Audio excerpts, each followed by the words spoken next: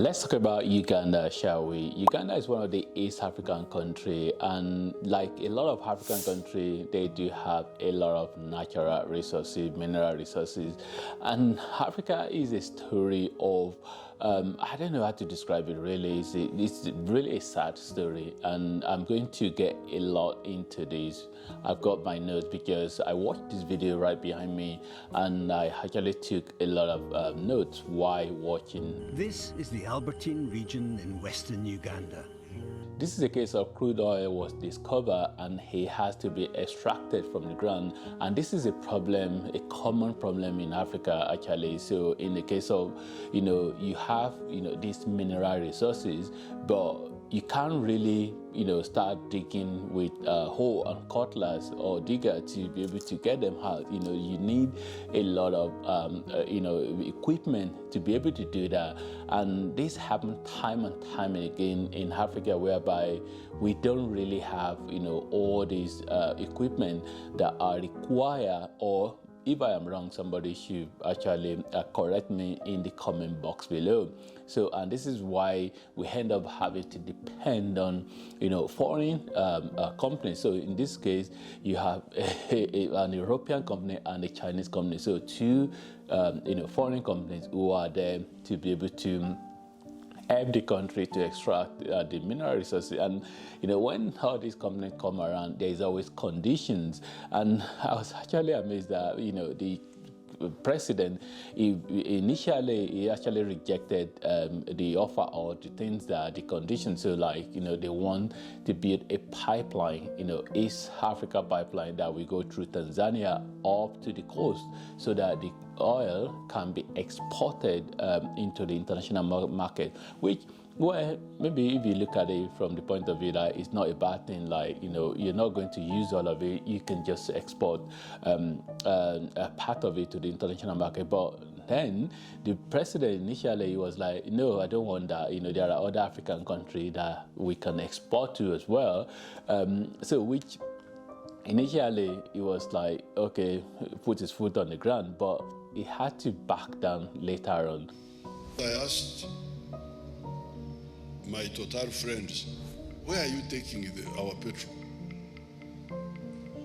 Pipeline for what? Here in East Africa, we have got energy needs. Why don't you build a refinery and we supply ourselves? The pipeline is also was actually their preferred option, pipeline only, to get back their money quickly. I said, no, that will never happen in Uganda when I'm here. And the reason why he had to back down is just as simple as, almost like powerless, because, in the first instance, you need money to be able to do all these, crude oil extraction or mineral extraction or mining or whatever. It requires a lot of capital. It requires a lot of money. And African countries haven't really cooperated enough to be able to build a financial system.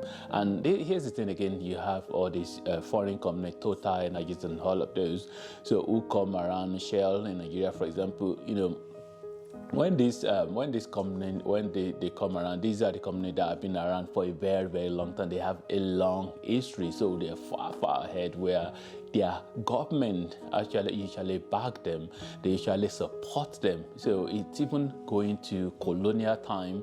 It used to be that the government or some powerful people in the country, they're the one that usually finance all this exploration that they go about different parts of the world. So, and all of this has always required a lot of money. Africa haven't developed the financial system to be able to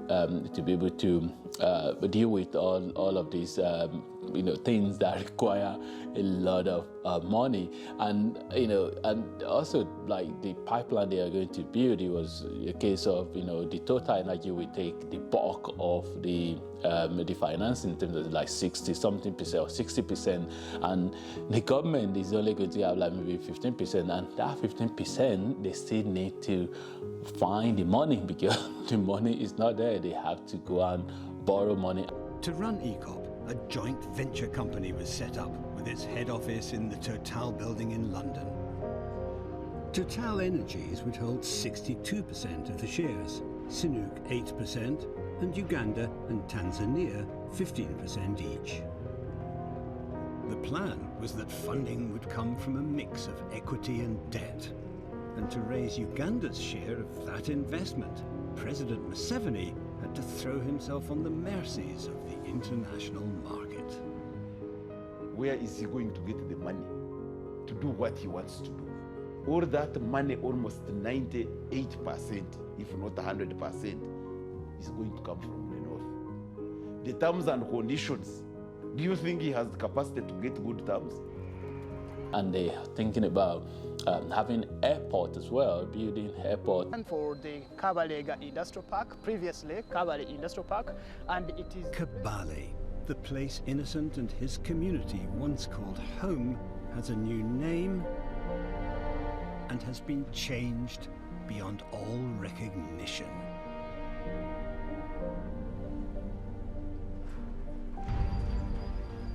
Here, in one of the more remote parts of the country, the Ugandan government is building a massive international airport.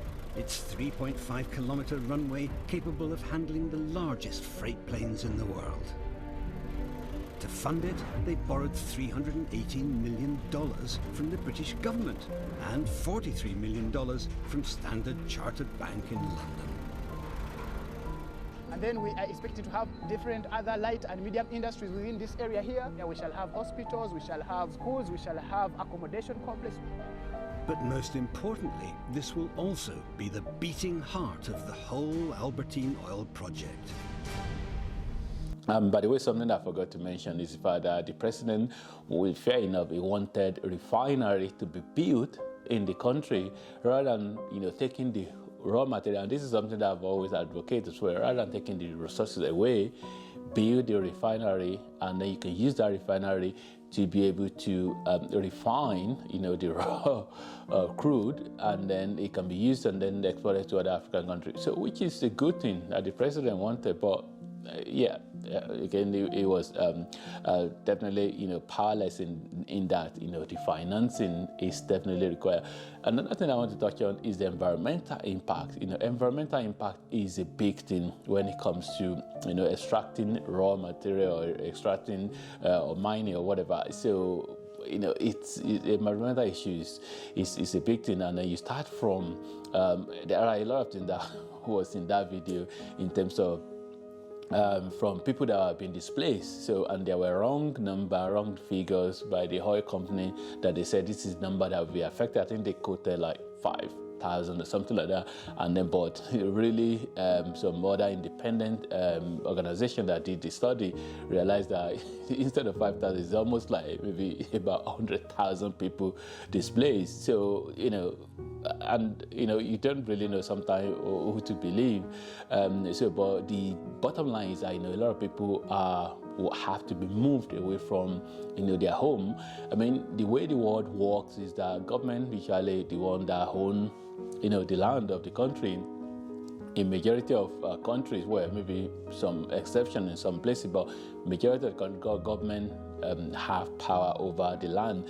But even at that, in a civilized environment, usually, people will be compensated. People will be compensated for, I remember not too far away from where I live, there is a road, a big, massive road that will be done, and there are some houses that will be demolished because of that. But they're not just going to demolish their house, they would have been compensated, really well, according to the law of the country. So, yes, but it's a case of like, at the end of the day, people will be affected, and also not just people, but in terms of like, even biodiversity as well, because part of that pipeline will go through, the national park, and, the people that are big on animal rights and all of those. So those are the people in that kind of like line as well. They will have their voice. A lot of things said in that video as well regarding that. So something I was going to mention that is very important is that Africa needs to collaborate. By now, we should have African oil companies who are really, who can't just go from, I don't know, whether from South Africa to Uganda, or from Nigeria, or from Morocco, from somewhere in Africa, to just go to be the one that will spearhead, that sort of like a process of extracting, crude or whatever other mineral in another African country, if need be, if that country don't have, the resources, not just, company coming from, outside.